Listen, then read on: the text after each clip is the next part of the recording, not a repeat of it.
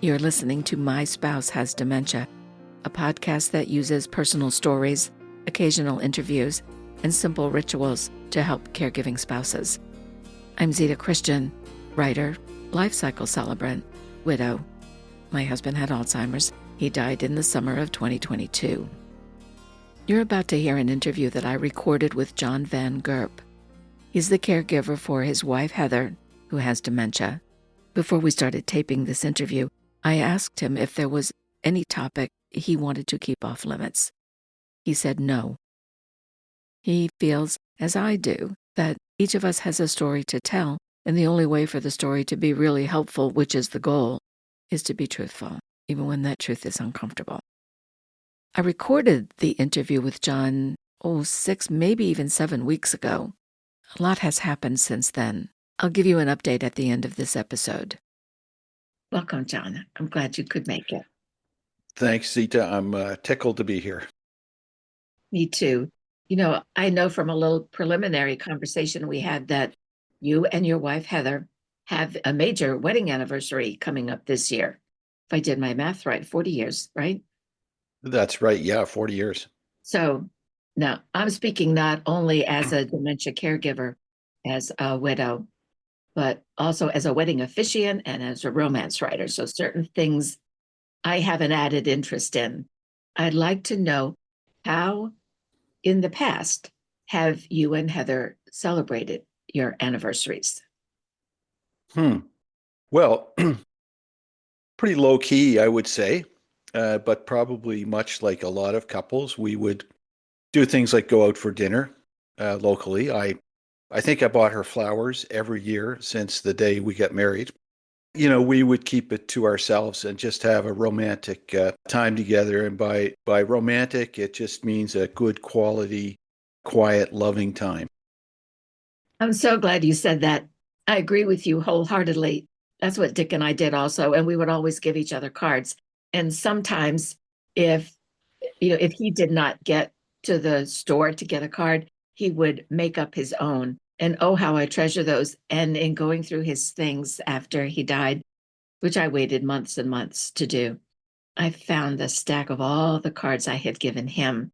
And I have all the ones he had given me. So I love that quiet, intimate, one-on-one way of celebrating an anniversary. And the only reason that I bring that up now is because I think I see the purpose of this podcast as helping other spouses who are caregiving for a loved one with dementia. And I found one of the hardest things was recognizing the implications, the reality of losing a spouse. And sometimes that reality hits at times that we're not prepared for. And sometimes we are prepared for things like birthdays and anniversaries. But the Valentine's Day was in one of those holidays that, it was within that first 6 months after my husband died. And my neighbor, a woman who had been a widow for about 20 years, she asked if I wanted to go out to dinner that night. And so we did, and we did that the next year also. But what we did was we took framed pictures of our husbands. We went to a lovely little family restaurant in the neighborhood, and we put the framed pictures on the table. We just enjoyed a dinner, and we talked a lot about our husbands and about the relationships we had. And I found, and still do, and it was no surprise at the time, but I found that being able to talk to someone about my husband, sharing the stories, the love story, that proved very, very helpful for me. So I hope that it does for you, and however you and Heather wind up celebrating this, this next anniversary and anniversaries to come, we adapt. And that's the thing, we adapt and we find ways, but above all, we tell stories, and so believe in love stories. I want to talk about some of the big things that people who follow this podcast have asked me about over the years. And one is the shock and other reactions of the diagnosis. So to begin with, can you tell me when you noticed changes in Heather's behavior and what the changes were and how you reacted? Yeah, for sure. And, I kept notes of what was going on when I first started to suspect something was wrong because I thought I'm going to have to sit in front of a doctor at some point. I know it.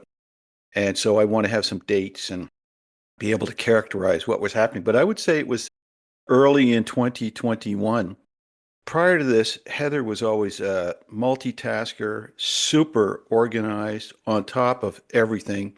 There was nothing that fazed her, and nothing got away from her as far as organizational ability goes. But in early 2021, there were a few incidents, as it is, I think, with most couples. You know, she called me once from the park where she was walking the dog and was in tears, I think, that she had lost the car keys. So I rushed to the park to rescue her with the spare keys. And meanwhile, the keys were on the hood of the car, like pretty much right in front of her. This was an alarm bell. And there were other things walking around downtown. There's a new development here in Halifax on the waterfront, beautiful hotel and boardwalk. And she turned to me and said, "Oh, this is all new. I've never seen this before," which I thought she was joking because we'd been there several times. So it was a series of incidents like that in early 2021, you know. And at what point then did those symptoms, did those changes, those behaviors reach a point where you said, we need now to go see a doctor? And I'm so glad that you did keep notes. That had to be very helpful.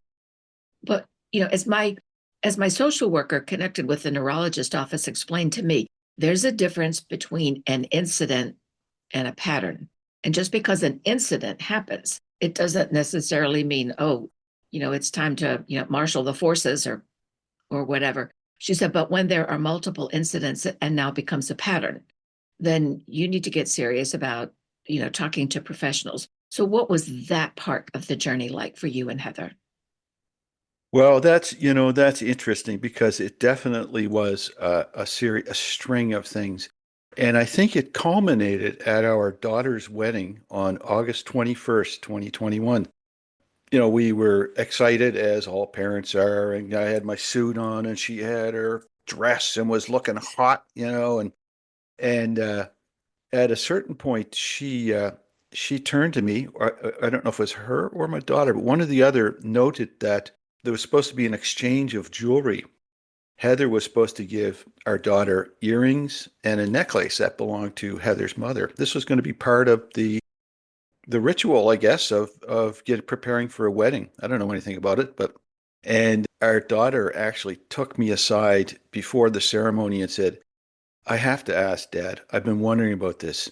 Does Mom just not care anymore, or does she have dementia or something?" And at that moment, I can still conjure up the feeling. I turned to her and I said, "Kate, thank you for raising this. I've been afraid to talk about it. I didn't know what was going on, but I think the time has come that I have to face the fact there's something going on, and I think it's dementia." That was sort of the turning point. That was the watershed when I said, "Okay, something we have to address this," and it led to that conclusion that, well, I have to talk to a doctor about it. When you did go to see a doctor, was there an immediate diagnosis? Were there tests and scans and something else that you had to go through before you actually got a diagnosis? Well, I was holding out hope, this faint hope that it was something other than dementia. Of course, I thought, well, it's a thyroid, hypothyroidism. That masks, that appears as dementia. That's probably what it is. So, but I knew in my heart that wasn't going to be the answer. So, yeah, she went through some tests. She had a full panel of blood work, and her doctor's a great doctor. Definitely, when I looked at the blood work requisition or the report afterwards, it covered everything from B12 to thyroid markers and everything in between. And so we had a phone call with the doctor, and she said, "Well, look, there's nothing here that indicates some other organic issue." She didn't say dementia at the time, but she said, "Well, I'd like to send you for a CT scan." So Heather had a CT scan, I think, in September. It was pretty quick. After, remember, the wedding was on or August 21st. So she had a CT scan in September, and then I think the first or second day of October, we got the phone call from her doctor who said, "Well, I've got some good news and some bad news. The good news is there was no thyroid issues. I forget what the good news was. I was kind of stunned at the time. But the bad news was that the radiologist said, yeah, you have primary progressive aphasia, which I had never heard of, and you have left cerebral hemisphere atrophy, consistent with primary progressive aphasia. And what else did he say? He said it's consistent with the symptoms that you've experienced. There was some word hunting, some language issues at the time as well.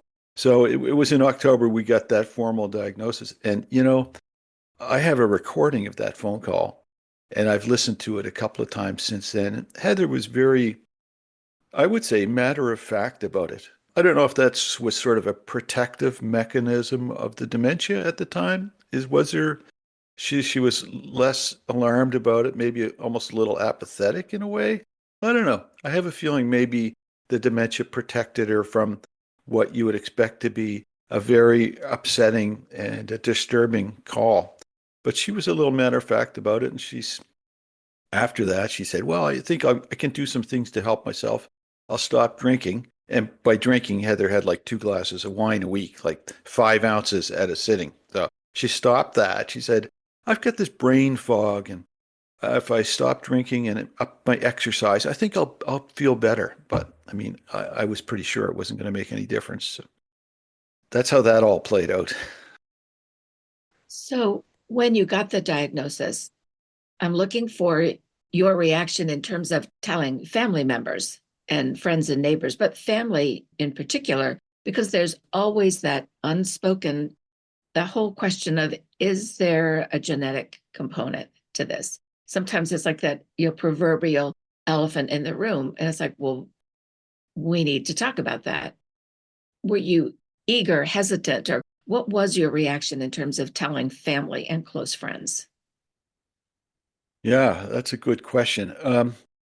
Well, first of all, I guess I one thing I've noticed over the intervening months and now years is that I've never felt any sense of shame or embarrassment or stigma. And I think that often hinders people and prevents them from being open about this. So that was not on the agenda, not on the menu at all. And so I've been very open about it. And I know that Heather likewise would not have held back. She would be open about it as well. She's not embarrassed or shameful. To her, it's an illness. Stuff happens. People get sick. So that's been her attitude. So I did tell family pretty soon, pretty quickly. I let them know. My siblings are all so supportive. They understand this stuff. I never get any attitude and nothing but love and support. So I didn't hesitate to share what was going on and with her few closest friends as well. John, one of the reasons I ask is because it's more of an issue than you might expect. I've gotten emails from a couple of people. One just this past week, a woman who was caring for her husband, and he received a diagnosis of Alzheimer's. I guess it was a couple months ago. And he wanted her to promise that she wouldn't tell anyone.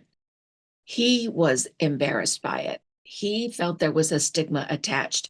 And at first she said, okay, we won't, because at the time it was a diagnosis. And yes, there were little things that weren't right. And you could tell that something was wrong, but it wasn't so obvious. And I think the idea was it won't get any worse, or it'll be years before anything gets worse. But she reached the point where things were getting worse and she needed help. She needed to get into a support group. She needed to talk to someone about it. And her concern, oh, it's sad even just to talk about, she felt she was betraying something in their relationship, that she was betraying a confidence by telling a friend that her husband had Alzheimer's, by joining a support group, because in the support group, that's exactly what we talk about. So I know it's hard to hypothesize, but if you can for a minute, if Heather had not been as open about the diagnosis, and if she had said, I don't want you to tell anybody about this, we need to keep it a secret, you have any idea how you would have reacted? Well, I mean, at the start, I guess that would have been manageable, and I would have respected her wishes. Absolutely. That's the way our marriage has been. It would have been possible at the start, but not for long. I mean, the deficits started to pile up, and I need help. I needed to talk to people and engage with like our Alzheimer's Society and so on. I just could not have kept it a secret. There's just no way it wouldn't have worked. Well, that leads to another question because the whole idea of someone being told you have something that causes dementia, and I think now there are at least 134 causes of dementia, Alzheimer's being the primary one, but that's not the only one by any shot. There's a whole balloon full of all kinds of reactions that a person might have. But I think there's something similar to being told in the moment or being referred to as, well, you're the caregiver. Well, now you're her caregiver. I remember when the social worker said to me that the day that we talked about the results with the neurologist, the APRN, and then I met with the social worker, and she said, well, as his caregiver, and I'm thinking, no, I think about it now. And I think that was suddenly someone had placed me into a role that I never thought I would be in. I wasn't prepared for it. I didn't know what it meant.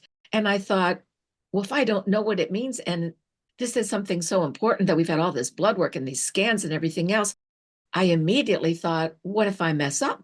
It's like, how am I going to learn? How am I going to learn how to do this really fast? Like there's no time to waste. So if you remember, what was your reaction at realizing, being told, and then having that sink in? You are a caregiver now. It was staggering, and I tell you, it's still staggering to think of how things have shifted. The balance has shifted. And, I mean, I'm essentially taking care of a baby now. But I remember, Heather always took care of our household finances. She prided herself on it. Back from the days when we filled out a paper checkbook and she Yes. would balance it and so on, up to today where everything's automatic. But she took care of everything, and I trusted her implicitly. If I wanted to buy something, I would ask, "Can I buy it?" In a good-natured way. So one day she just said, "I can't do this anymore." And I said, "Well, I've always offered that I could if you wanted me to. I can take it over." And that was another watershed moment. But I remember jumping ahead a little bit here. Once I was, suddenly I'm responsible for all the linens in the house, all the bedding and blankets and cloth stuff. I have no interest or knowledge or expertise in cloth stuff like curtains and pillows. Heather loved this stuff. She used to decorate with pillows and blankets. And I remember thinking once, honey, you've left me. You're gone to live in your head and you didn't leave any instructions. You didn't. I'm getting emotional here thinking about it, but we didn't have a chance to talk about it. And that's tough. That stuff is tough. The handover. Yeah. Yeah, the handover is awfully hard. I'll share with you. I remember a time when I had a. This was even before I met Dick. I had an accident putting gas in my car, and I don't even to this day remember what it was I did wrong. But I don't know if I pulled the nozzle out too fast or I was still squeezing it or something. But the gas went all over my coat, and it was a fake fur coat. It was heavy winter, and it's in Connecticut. It was very cold, and I was on my way to a night class in accounting because oh my God, I struggle with numbers. And I thought, okay, well, I need to learn this. So I go to the class and put I can detect an odor on my coat, but my family has always, even when I was a kid, they would call me the bloodhound because I had a good nose. So I thought, well, it's just me. So I put my coat in the back of the room and we proceeded. We're going on with the class. And then I don't know, half hour or so in the class, these people come in these uniforms and stuff, and they're going, we detect a gas leak somewhere. We've traced it to this room. And I must have turned 20 shades of red. And I said, Uh, it's my coat. And so I took my coat, I took it outside. I don't know if I laid it on top of the car or something like that. But ever since then, I had this phobia about pumping gas. So now fast forward decades. And I'd met Dick and we'd been going out and we'd gotten married and, decades have gone by. And I would always arrange it so that we would be in the car when I needed gas, he would pump the gas. And I remember the day we had gone to visit my daughter, and we were on our way home, and we stopped at one of those great big gas stations where there's lots and lots of pumps. And I was sitting in the car. I was driving. It had already reached the point where I was not comfortable with Dick's driving. And I was checking something. I don't know what it was, checking something on my phone. And he was in the passenger seat. He had gotten out. It was cold. It was winter. And I popped the opener for the gas tank, and I didn't pay any attention to him because I was checking something. And all of a sudden he's pounding on the window. And I looked up and I said, "Well, what is it?" And I rolled the window down, and he said, "I don't know what to do." Oh, wow. And my husband used to work in the car business. He was a Mm. financial manager, and he could compute things in his head so fast. So things that had to do with numbers and intricate things and whatever, he was great at that. And I thought, okay, I'd been seeing little signs all along the way, but this was significant. So I hopped out of the car and I went around to his side, where the gas tank was. I said, they keep changing the screens on these for the instructions. I said, let me see if it's changed since we were here last time. That's probably what happened. And I knew that was not the case. But I remember punching in the zip code and the card and the whole bit, and did the gas. And I just kept talking to him while I was doing it because I could tell he was upset that he didn't remember how to pump the gas. Yeah. And I was having the realization in that moment, we've we've crossed a line here. There's a Yeah. threshold here in terms of, for me, in terms of recognizing that something is really wrong. Mm. And so that's that incident in my mind that, that sticks there. But you mentioned just a minute ago, John, you said, in reality, I'm taking care of a baby now. And that is exactly what happens, as whatever is the cause of these varying umbrella term for all these diseases that cause dementia and how they affect people, because there's so many symptoms and not everybody experiences all the same symptoms or at the same time. But what is common is, well, I would say in most cases, person forgets things like, how to eat, how to get dressed, how to go to the bathroom, well, or that they have to go to the bathroom, or how to clean themselves. And so the phrase about "I'm taking care of a baby now" is so accurate.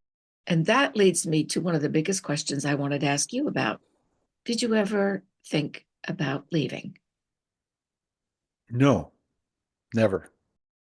Not for a microsecond. No. Because a No, lot of times that in situations of caregiving, a lot of times the husbands don't do too well, which is why we see so many women in memory care centers. And a lot of times it's because the men aren't they don't know how to handle it, and it creates such a challenge in a marriage that is not there in other relationships.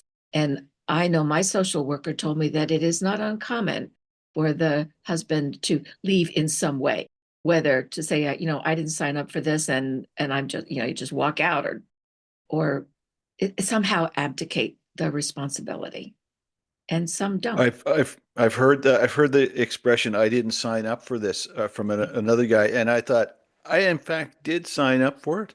I remember saying, in sickness and in health, etc. Yeah. And I Yes. take it seriously. I have, when I made that commitment, I made that commitment, and I'm there for whatever it takes. So, and I feel, privileged to be able to do this as hard as it is. It's given me a sense of purpose in a way. It's not going to go on forever. It's going to go on for a very short period of time Yeah. when it's all over. So I just give it my all. Yes, I do know. And I thank you. And I will say, just I'll step on my soapbox here for a moment. I did a podcast episode, I don't remember how long ago, but I had gotten so frustrated at the way memory care facilities and home health agencies advertise their services. And they all use some form of the sentence of "hire us," or, place your loved one at our facility. So you can go back to being just the wife, just the husband. And I remember thinking, what do you think marriage is? One big date that Mm. I'm only his wife when things are good, and that he's only my husband when, things are happy or pleasant. That's not what it's about at all. And I thought this advertising is not doing anybody a good service. I wound up talking about it to my bereavement group and my dementia support group, which I still run. And they all said, because I said, is it me? Am I being overly sensitive to this kind of advertising? They said, no, it's an insult to a good marriage. And that doesn't mean that people don't reach the point where you do need to have that extra level of care, because not everybody is physically equipped to care for someone at home. I have a good friend who has only one leg, and when his wife was ill, it's like there were so many things he could not do. So sometimes we just don't have a choice. But when we do have the choice, I resent the implication that I married for the good times only. Good point. Yeah, no question about it.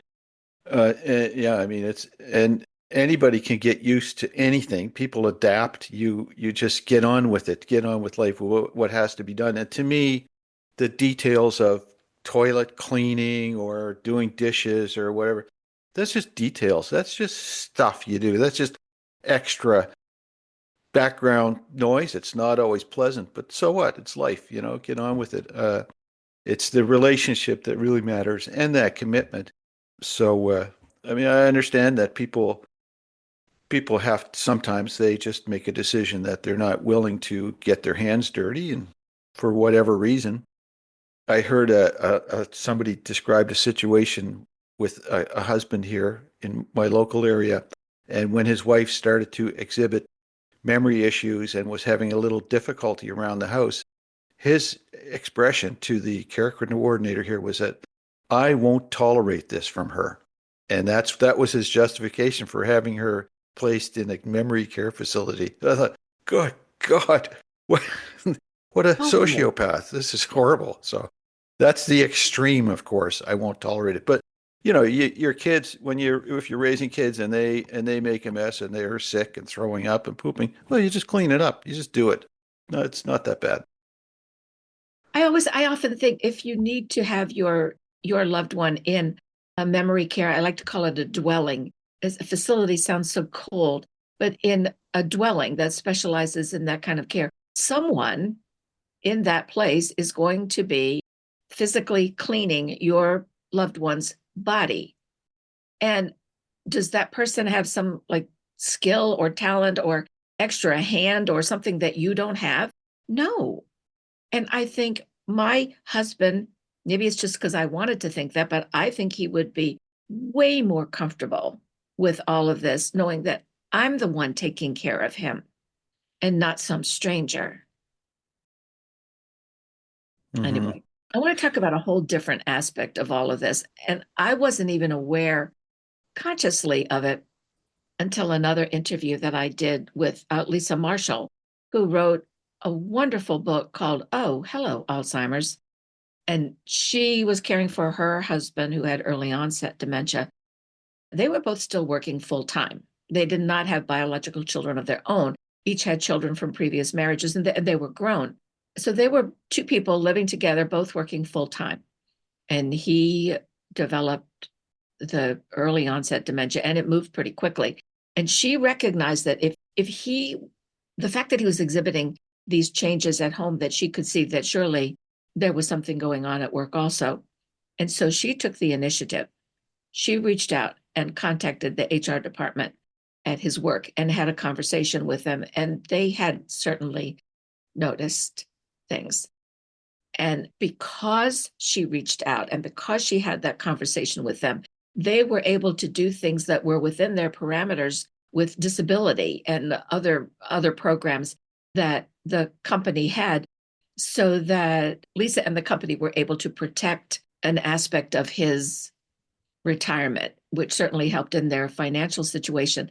And the company and Lisa put on a retirement party for her husband, Peter, so that he could think, oh, I'm retiring. And he had said to her he was so glad because he didn't want to have to go back. He knew that he wasn't doing his job right. And it was such pressure on him. They said at work that he would sit outside, like in this little garden area. He would just sit out there all day. So I wonder, were you and Heather both working full time when you noticed the changes that she was exhibiting and you realized something is wrong here? Zita, we were privileged and blessed to be able to retire at 56. I think I was 57. Well, in about around then. So, no, we were both retired after a good career. She worked in medicine in the hospital, Children's Hospital, for 30 years. I had a good federal government job for 30 years, plus years of employment before that. So we were very lucky to have had 4 years of retirement together before all of this started.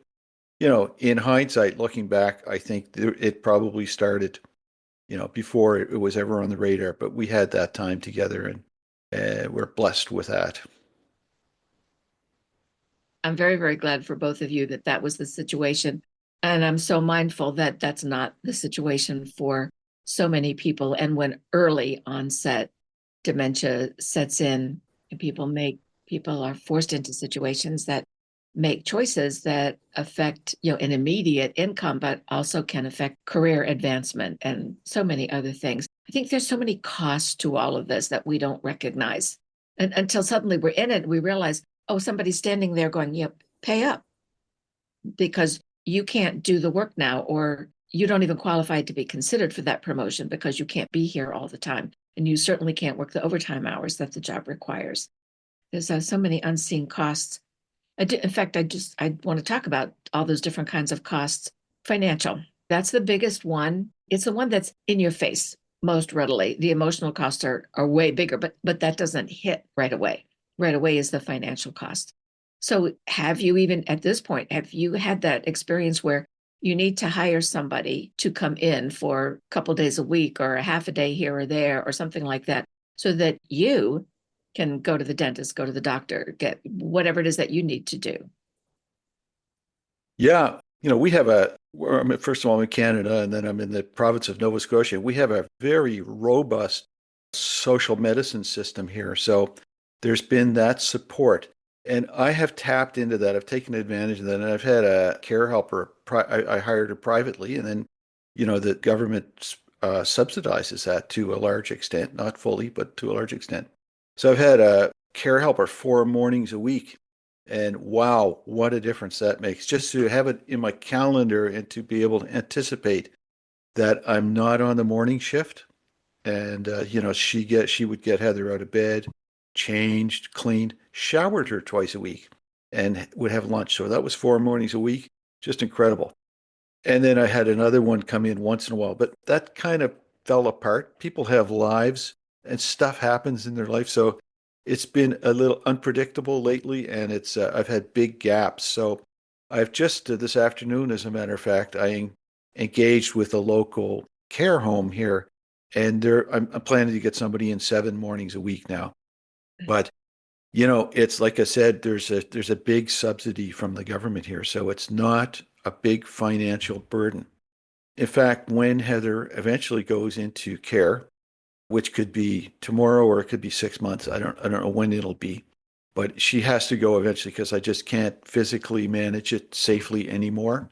I've Right. gone to the wall. But when she goes in, they charge a certain amount based on our net income. I think they charge 40% of our net, no more than 40% of our net income. And then they never look at the house or any savings. They don't look at any other assets. So it's a very kind system here. And I understand that in a lot of areas and jurisdictions, it's not so kind and generous. And Um, people suffer. They suffer. They have to sell their house and on and on and on. My heart breaks for people who have to do that. I'm glad that you mentioned that because I think that as a country, as neighboring countries, as the world, we need to have more conversations about this. What I have found over the years, and the hospice nurse mentioned it, when Dick died and she came to do the pronouncement, she put on the death certificate, she put cardiac something, parentheses, immediate, and under it, she put Alzheimer's parentheses, ongoing. And I remember talking with, again, someone else, a social worker, I guess, after that. And she said, so many times the person filling out the death certificate would put down the immediate cause of death, which was like choking or pneumonia or a fall or an infection or a heart attack or something. But it was all brought on and exacerbated by long-term and the declining, getting into those last stages of Alzheimer's. But not putting Alzheimer's down on the death certificate meant that the statistics for death related to Alzheimer's was not accurate. And so the people who were raising money and doing research and trying to promote awareness for Alzheimer's were getting a totally distorted picture of how devastating, how widespread the disease is. And so more and more now, as people talk about it in their communities and their governments and whatever the larger groups are that can raise significant money, I think the idea of sharing different ways of helping families care for a loved one with dementia in the home and in some sort of a memory dwelling. There's so many solutions that we can and ideas that we can get from sharing our stories about that aspect of things too. So I'm glad you mentioned that. Mm-hmm. No, I couldn't agree more. Interesting, that you mentioned that Alzheimer's was listed on the death certificate because people talk about increasing rates and prevalence of Alzheimer's. Maybe it's something as simple as just the way that death is recorded. Maybe it's something, Yes. yeah. I Yes. don't know. I've never heard that, so that's pretty cool. Well, when you think about it, you see the commercials. I don't know if they're the same now. I kind of just don't watch. But for a long time, the commercials would be, oh, grandpa doesn't remember how to tie his shoes. Or, grandma doesn't remember the name of her grandchild. Give us money for Alzheimer's research. And I remember looking at that and and Dick was in the throes of it. And I remember thinking, nobody is going to donate anything more than like $5, and you need millions of dollars. But people aren't going to donate so that you can cure a disease so that someone will remember how to tie his shoes or remember somebody's name. But you tell me this disease is going to create a situation where this person you love, their legs aren't going to remember how to move. They can't walk. Their throat isn't going to remember how to swallow. They're going to choke. Um, Yeah. Things like that. When you realize what really happens, because I remember talking to the nurse one time saying, how do you die from a loss of memory? That just doesn't make any sense to me. And then Yeah. she explained it's the body's muscle memories that forget too. And it's so much more prevalent than what we know that, and so much worse than people can imagine. And I think that labeling death as a death from Alzheimer's or Lewy body dementia, or whatever these other big forms are, I think that will help in bringing awareness and therefore in research money. I do want to ask you though, talking about the different kinds of costs and help in the office of Heather's doctor, a neurologist, do the neurologists have a social worker that you could talk to, someone who could give you advice about what sort of programs are available in your community or your state or your province, something that maybe you would never have even known about? Yeah, I mean, there are all sorts of support parts of the support network that a person can tap into. Was there a coordinated way to disseminate that information? I don't think so. I mean, the Alzheimer's Society has been amazing with the 1-800 number and their website. And whenever I hear anybody or sense anybody struggling, trying to find information, I always say, look for your local Alzheimer's Society. They want to hear from you and they want to help you. That's what they're there for. That's their core mandate. Call them. So Heather had her GP, family doctor, and then eventually it took quite a while. We had an appointment with the geriatrics people here. It's a falls clinic and so on. And they did, the Montreal cognitive assessment and the mini mental state exam. And no surprises, of course, she was unable to complete the short-term memory section. And so we had this diagnosis. This was the formal diagnosis that fed into her file that would allow other things to happen. But as far as a social worker, No, I went out and I found a social worker of my own. I don't think anybody directed us to a social worker. And I was a little dismayed that we never got to see a neurologist either. Now, our healthcare system has challenges here. We have a big doctor shortage. And I just get the sense that somebody with dementia is not high on the priority list. The sense I have is that once you diagnosed with dementia, they sort of say, well, there's nothing we can do for you, go and do puzzles and exercise or get some fresh air, or, go live your days out. And I don't know, would there have been any benefit to having further diagnosis or examination by a neurologist? Maybe. I don't know. So, but to get to your point about the social worker, I was aware of this, a local person. She has a company. I'll plug it, I guess. It's called Gray Wave Consulting. This is somebody who's worked in the healthcare system here, in the continuing care system for decades, I think. So she knows everything there is to know. And she helped me navigate in some ways who to talk to and who to engage and what to expect. And just a tremendous help. I wish everybody had access to a navigator like that.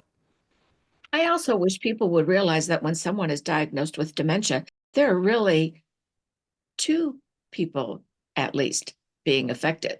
Because when we're looking at spousal situations, the spouse so often winds up becoming a patient. I remember my family doctor telling me, and Dick and I had seen him for decades, but saying, and he was also the doctor on call for a memory care facility here in town, saying that oftentimes the surviving spouse, the spouse with dementia dies, the surviving spouse winds up with some kind of a heart event or diabetes or arthritis. That those are the three biggies that wind up as sort of a price that the caregiver pays if the caregiver survives. So I think that we need to have a whole lot more conversation about that so that when the diagnosis comes in, the doctor says, well, go live your life, do some puzzles, find a adult daycare place or go take the trip you wanted to take, whatever it was. It's way more complicated than that. What that leads into is like the physical costs. You just mentioned that you're having somebody come in 7 mornings a week. I am so glad you're doing that because one of the things I wanted to know is how's your sleep? Oh well, it's spotty. Some nights I sleep well, but I'm often awake in the 5 or 6 o'clock in the morning for whatever reason. I don't know. I try to get 7 hours a night if I can. So I think one of the things that happens as people don't realize that someone with dementia, one of the things that changes is they don't recognize day and night anymore. The body rhythm doesn't recognize it. So they might nap a lot during the day, but at nighttime, like they might be up, walking around, walking out the door in a bathrobe and, bare feet. I mean, oh my gosh. I mean, the stories are so alarming. So it becomes so critical that the caregiving spouse gets good sleep. And also without good sleep, we tend to lose patience. We tend to get frustrated. And the anger that is associated all too often with caring for a not only a spouse, but any loved one, like a parent, also grandparent with dementia, those incidences that we hear about, that's not uncommon at all because the frustration is so real. And I think part of the frustration is other people don't recognize, they just have no idea how bad it is. And that ties into a whole thing of, is the caregiver asking for help? Like, do you have friends and neighbors who do you think understand what you're going through? Or have you experienced what all too many of us experience, that those friends just fade away? They just don't show up anymore. mixed bag, mixed bag. I have some friends who have just disappeared, dropped off the face of the earth. But I have other friends who have stepped up and are just enveloping me in love and support. And wow, what a feeling that is. I feel like the luckiest guy on earth sometimes. I play in a community band. I've been in this band for 20 years. We play like Brazilian percussion. It's a samba band. And these people, the men and women there, are like siblings to me. So when all this started, I said to myself, you have to find a way to continue going to this weekly practice. And I've been pretty lucky to be able to do that almost every week. It's non-negotiable. That's a priority for me. So I go there, and sometimes I don't feel like leaving the house, but I drag myself to this practice, and I get together with these people and make music together, and we laugh, and I get hugs. They're all there for me. So I can't tell you what a tonic that is, and it's just so therapeutic to have some community that loves you like that and will help you unconditionally. And not everybody has that, so it No, would be they very don't. hard without it. I agree with you. I think also we, as caregivers for a spouse, well, for any family member, somebody close, we recognize anticipatory grief, even if we don't know there's a name for it, but we know that the person we love is dying. And that when it comes to so many of these forms of dementia, Alzheimer's is the one I'm familiar with. It's fatal and there is no cure, at least not yet. And so I would know that Dick was dying, and I didn't know, is it this month, next year? As things got closer, the signs were more prominent and a more measured timeline could be created. But for a long time, you don't know. And at the same time, as things progressed and we got into those not last stage, but late stage, I also realized that there were times when I would imagine or I would question to myself, how are you going to do this when he's gone? You got to be sure you try this out while he can still communicate something to you. And then of course, before I knew it, that was gone and it was too late, like you with the pillows and the all the cloth things. That's exactly what happens. And you realize that that source of information, that intimacy of conversation, it's not there anymore and you're not going to get it back.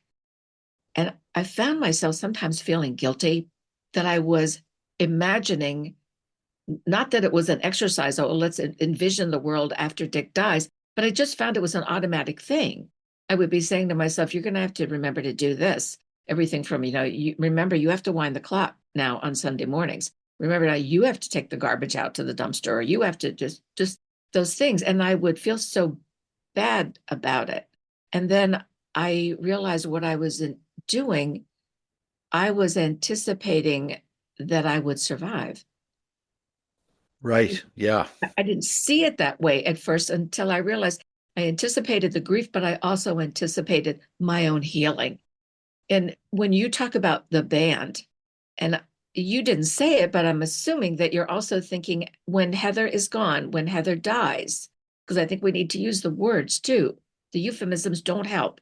When Heather dies and you are a widow, that you can see yourself at some point feeling comfortable making music again. Doesn't mean you'll be happy again. That's a relative term, but that you can see yourself restoring parts of your life, almost like restoring an antique car or something like that, that you can see rebuilding your life. No question. You just captured all of these thoughts and emotions that I've been processing as well. And, I think it's called the survivor guilt, or maybe it's anticipatory survivor guilt. And I heard an expression a while ago, and I hold on to these expressions that mean something to me. And it was anticipatory healing versus anticipatory grief. I mean, they're both part of the same journey. And yeah, man, I felt that same pangs of guilt saying to myself, the way I do use a euphemism, I say, when Heather gets her wings, it softens Yes. it a bit, but it is acknowledging that she's going to die. And the speed and at which she has declined has been staggering. So I think there's a very short window left to her life. I'm not kidding myself. I don't know how long it'll be, but you say the muscles forget to work. Her body is forgetting how to work. Next up, it'll be swallowing. And then you have the aspiration pneumonia, which is the most common cause of death for dementia patients. So, we have a cottage as well. I can't bring myself to go there because that's one of these days, maybe, but not now. I just can't do it. One thing I've done, and very strategically and very deliberately, is I bought a cargo van. I've been looking at videos of people converting vans into campers. That's a new thing. Everybody's doing this, and then they vlog it on YouTube with drone shots and so on. So Anyways, I bought myself a cargo van, and I'm in the process. I'm going to convert it to a camper. I barely started, and I think, John, what you're going to do is when you lose Heather, when she gets her wings, you're going to need a journey here. It's gonna take a while. It's going to be hard. So I think I keep thinking when it happens, I'm going to hit the road, and with no destination, no route, I'm just going to drive and try to get my head straight and come to terms with it. I'm getting emotional just talking about it here because it's a very heavy thing to think about. I think it's healthy though. I really do. I have to be realistic here. And well, Heather and I have always been realistic and pragmatic, if nothing else. So I'm, very accepting of it. But it is hard, and there's that guilt. There's an overlying current layer of guilt, thinking you're looking forward to being alone, to your partner dying. Well, that's not really it, but that's what the mind. It's one of those tricks. You are accepting the inevitable and finding a way to structure a life that is forever changed. I know that, at least from what I've seen on your YouTube channel, which I want to talk about in a minute, but I know you and Heather have a daughter. Are there other children too? Yeah, we have a son as well. Okay. It occurs to me too that as you go through this journey of caring for Heather on that daily basis, and you realize that she will at some point here in the future, as you put it, get her wings. Your daughter and your son are also losing their mom. And Mm. that's a whole, I lost my mom when I was 15, and I had two younger sisters. And that's a rite of passage that leaves a deep, deep scar. Are they able to talk with someone? I mean, obviously they could talk with each other and talk with you, but have they reached out for some kind of a support group also? Well, that's a good question. I have no idea. I'm going to ask them though. That's a good question. Because I don't care how old our parents are, especially when it comes to a same-sex parent. There's no good time. There's no time when it's okay. When I've learned everything, when I've had all the conversations, there's no good time. So, your kids are dealing with that now too. Mm. John, there are things that Heather can, at this point, can still do, and there are things that have become impossible. And the list of things she can do will drop off, as time goes by. Does she still recognize you? Well, that's a good question. She knows that I'm somebody important to her. Does she know that I'm John, her husband? I can't tell. I can't tell. I tuck her into bed every night, and I always stop and kiss her cheeks and stroke her hair, and she laughs and giggles as if you would do if it was a stranger doing that. So I can't tell. I just assume she does, but I don't know for sure. Do you remember the first time that you questioned that whether or not she knew you? Well, it's sort of on a continuum. I can't think of any particular time because she lost her speech so early on. So there was nothing like, who are you? None of that stuff. So, but, it's been a while. I remember when Dick and I were I have a daughter from a first marriage, and Dick and I were at her house, her husband, my grandson. I live in a condominium, and we had that crumbling foundation issue. I don't know if you're aware of it or not, that pyrrhotite stuff that gets in the concrete, and over about 30 years, it reacts with water and it starts turning to sand. Our whole building was tipping. Oh my gosh, it was the scariest thing. We could see it coming. And we had all these tests done and concrete experts and everything else. And the bottom line was we had to have the building lifted high enough off the ground. They had to unhook the bolts, lift the building off the ground high enough for a truck to go under it, take out all the cement, pour in new cement, lower everything. And we had to do it to all of the buildings here. And when it was your turn, your building, you had to leave for 5 months. There was no access to the building. And so we went to live with our daughter and our son-in-law in the next state. And I remember one day I'm sitting on their couch next to Dick, and we always sat in the same place every day because the routine is important, being in the same place, the same chair. We were just sitting there, and I would always sit really close to him so that we were touching. And he looked over at me and he said, "You seem like a very nice woman. Are you married?" Ouch. And I remember I kept, thank goodness for my social worker, Amanda. I just kept, because she had prepared me for these things. So I was not shocked, and I didn't, like, burst into tears or anything like that. I could gather myself, and I said, I am. I said, I'm married to the most wonderful man in the world. And I said, and he's kind and he's honest. And I said several things. I said, and you know what? He is exactly like you. And then he just beamed. And of course, he's not thinking logically. I don't even know what was in his head, but it was that realization that he doesn't realize that we're married, but he does know that I'm somebody nice. Hmm. And those little things they're all part of the journey. We just have a couple other things here, John. We met because you saw something that I had written about what I see as this whole concept of anticipatory healing. And then I followed you on your YouTube channel. I wonder if you could talk to me about how you started your YouTube channel, what it has done for you, and what you think that having that channel has done for your viewers. Well, it's been a big, big surprise to me, and it's just filled me with gratitude for the community that's out there, and also give me some hope for humankind in that there's this appetite for empathy, real, vulnerable, empathy-based content versus just cat videos. So that's been a wonderful part of it. But I don't even remember exactly when it started, but I shared a video that would have had the word dementia in it or spousal caregiving, something like that. And gee, I got some subscribers and some comments. I thought this is interesting. And it became a sort of therapy for me. I was journaling at the time as well. And I think the YouTube has taken the place of journaling. It is journaling. It's vlogging. And when you're talking about hobbies, I also love the technical side of it, like the cameras and the video editing and all that stuff. That's a big joy to me. And it's something I can do in the home. I don't even have to leave the house. It's all here in my pockets. So as a caregiver, you don't have the luxury of going out to pursue your hobbies. They have to be immediate and close by. So, but it grew. I originally had a personal YouTube channel with, I think, 150 subscribers or so.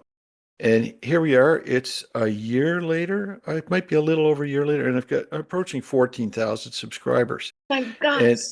yeah, and I get hundreds and hundreds of comments on every video. And by golly, they are 99.9% positive comments. And many of them are people saying, thank you so much for being, first of all, being vulnerable, but to showing me what to expect or what I'm experiencing now. And they all say, it's great to not feel so alone anymore, to feel connected. So even my subscribers are communicating amongst themselves, between each other. It really is a community, and it just really warms my heart and buoys my spirits. It's been tremendous, really, and I make connections like with you. So that's a real Yeah. treat. This type of thing. It's given me again that new sense of purpose in my days, and it keeps me moving forward. I feel like I'm doing something here. So it's just positive in every possible respect. Astrologer Caroline Casey is a friend, and she has often talked about how when a person has undergone a life-changing tragedy, that she likens it to the fact that that person's passport through life has been stamped with a visa to the underworld. Huh. And that when that person meets other people who also have that visa, there is an instant connection. It's like there is a history that does not have to be explained, but there is a language that everybody with that same visa understands. And I think that is what is happening with your YouTube channel and with my podcast, and what we're able to do together to help other people survive, because it is a hard road. I have one last thing that I want to share with you. I have another podcast that is a little bit on hiatus right now, but it's what I started with. That podcast is called Ritual Recipes. When I realized that as a wedding officiant, I realized I can't go out anymore doing weddings. I mean, I'd be traveling all over New England and New York, and I realized I can't do that anymore. It was being too far away from home and got to the point where Dick didn't know how to operate the phone. And I thought, oh no, this has to stop. So I launched the podcast so that I could share these ideas that I have for rituals for weddings and funerals and baby blessings and house blessings and death of a pet and all sorts of things. And one of the episodes, I talked about rituals for caregivers. And then, fast forward a little while, and I thought, no, I need to do a whole podcast about this itself. And that's when My Spouse Has Dementia was born. In fact, it was born during that 5 months that Dick and I were living at our daughter's house. And one of the rituals that I shared, and it is so very simple, and I find it very helpful. I think you will too. You're a Pisces, I'm a Scorpio. We're both water signs. Stand in the shower. When you're in the shower and you hold your arms, stretch your arms out, hold palms up, like in a receiving position, and let the water fill your palms. And as the water spills over, you say, and it's really, really important to say it out loud, I'm doing the best I can. Mm. And you repeat it and repeat it. And you realize you really are, because the guilt about, oh, I didn't do it perfectly. I didn't do this fast enough. I did this with like the arch of my eyebrow kind of a thing. That stuff is so real. And we need to forgive ourselves every day. And we need to affirm the fact that we're not trained for this. We learn fast. Oh my gosh, we learn fast. Love is a great motivator. But we also need to recognize that we are doing the best we can in these situations. With that, John, anything that we did not talk about that you wanted to cover today? No, we hit all the big points here. And obviously, there are other conversations to be had at other times. I'm looking forward to trying that water ritual. And John, with that, I'm going to say thank you so very, very much for being my guest today. My pleasure. Thank you so much. As I mentioned at the beginning, a lot has happened in the last 7 weeks or so since John and I recorded this interview. In that time, John has moved Heather into a memory care facility where they live, and that's in Halifax, Nova Scotia. He visits her at least once, sometimes twice a day. He takes little videos of what it's like in the facility itself, and I know he finds it comforting to see that she is so well cared for. If you haven't done so already, please go to YouTube and look for John's channel. It's simply called John and Heather's Dementia Journey. Easy to find. Lots of videos, all of them candid, heartfelt, inspiring, educational. As John and I both share a same philosophy about being a caregiver for a loved one with dementia, especially a spouse, and that is, you are not alone. The more people share their stories, the more we can help others. Thank you for listening to this interview. It's the first one I've done solely on my own, and yes, there were some technical difficulties. I'll get better. And I think as John does with his video blog, the important thing is that we get our stories out there, that we share what we've learned, and that we listen to other people who are at different steps in the journey that we've both been on. When your loved one gets that diagnosis, it can feel like the floor beneath you just disappears. You grasp for an anchor. You want to know that someone else has been on this journey. You want to know that someone else has survived. I want this podcast to be that kind of help. I know John wants his YouTube channel to be that kind of help. So if you know someone who is caring for a spouse or another loved one with dementia, please tell them about us. Sharing stories really can be healing. Thank you. And thank you for listening all the way to the end.